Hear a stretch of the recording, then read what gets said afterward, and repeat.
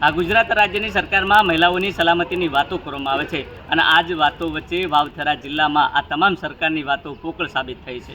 17 વર્ષ અને 5 મહિનાની જે સગીરા છે, આ સગીરાને પોતાના જ ખેતરમાં ભાગ્ય તરીકે કામ કરતા આ ભાગ્યાએ તેને લલચાવી ફોસલાવી તેની સાથે દુષ્કર્મ કર્યું અને આખરે વાવ પોલીસ મથકે ફરિયાદ નોંધાણી। તેની વિગતે વાત આ વિડીયોમાં કરવી છે।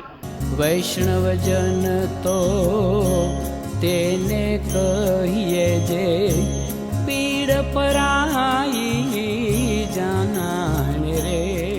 નમસ્કાર, હું છું દિનેશ ઠાકોર। નવજીવન ન્યૂઝમાં આપનું હાર્દિક સ્વાગત છે। વાવથરા જિલ્લો અને આજ વાવથરા જિલ્લાના પંથકમાં પોતાનું જે ખેતર હતું, આ ખેતરમાં ભાગ્યા તરીકે આ કામ કરતા ભાગ્યાએ એ જ આ ખેતર માલિક છે, આ ખેતર માલિકની 17 વર્ષ અને 5 મહિનાની જે સગીરા છે, આ સગીરાને લલચાવી ફોસલાવી તેના શારીરિક અડપલા કર્યા। એટલું જ નહીં પરંતુ શારીરિક અડપલા કર્યા બાદ તેનો મોબાઈલ લીધો અને તેના મોબાઈલમાં તે અને તેની સાથેની જે સગીરા છે, આ સગીરાના ફોટા તેના મોબાઈલમાંથી લીધા અને આખરે આ ફોટા સોશિયલ મીડિયામાં વાયરલ કરવાની ધમકી આપી અને આખરે તેની મરજી વિરુદ્ધ દુષ્કર્મ આચર્યું।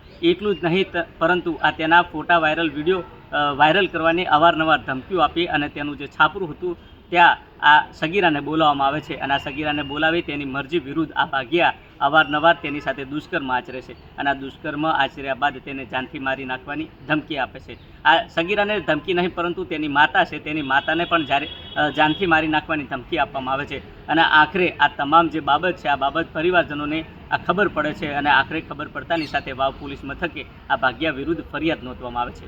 મળતી માહિતી મુજબ વાવથરા પંથકમાં રમણ વહોતાભાઈ કરીને જે ભાગ્યો છે, આ ભાગ્યો જે ખેતર છે માલિક, આ તેના ખેતર માલિકના ખેતરમાં ભાગ્યા તરીકે મજૂરી કરતો હતો અને આખરે આ જે દીકરી છે, આ દીકરી 17 વર્ષ 5 મહિનાની હતી અને આ દીકરીના શારીરિક અડપલા આ ભાગ્યા દ્વારા કરવામાં આવે છે। એટલું જ નહીં પરંતુ આ તેનો મોબાઈલ છે, તેના મોબાઈલમાં તેના ફોટા અને તે સગીરાના ફોટા હતા, આ ફોટા તેના મોબાઈલમાં લઈ તેને સોશિયલ મીડિયામાં વિડીયો અને ફોટા વાયરલ કરવાની અવારનવાર ધમકીઓ આપે છે અને આ ધમકીઓ વચ્ચે આ સગીરાને એકલતાનો લાભ લે છે અને લાભ લીધા બાદ તેની સાથે તેની મરજી વિરુદ્ધ દુષ્કર્મ આચરવામાં આવે છે અને દુષ્કર્મ આચર્યા બાદ તેને અને તેની માતાને જાનથી મારી નાખવાની ધમકી આપવામાં આવે છે અને આ ધમકીના કારણે તેના પરિવારજનોને જાણ થાય છે કે આજે ભાગ્ય તરીકે કામ કરતા રમણ વહોતાભાઈ છે તે આ સગીરા સાથે અડપલા કરે છે। અડપલા કર્યા બાદ તેની સાથે શારીરિક અડપલા કરી અને દુષ્કર્મ આચરવામાં આવે છે અને આખરે પરિવાર તે વાવ પોલીસ મથકે ફરિયાદ નોંધે છે અને ફરિયાદ નોંધ્યા બાદ અમે વાવ પોલીસ મથકના પીઆઈનો ટેલિફોનિક સંપર્ક કર્યો ત્યારે પીઆઈ કહ્યું કે હા, પોલીસ મથકે આ બાબતની ફરિયાદ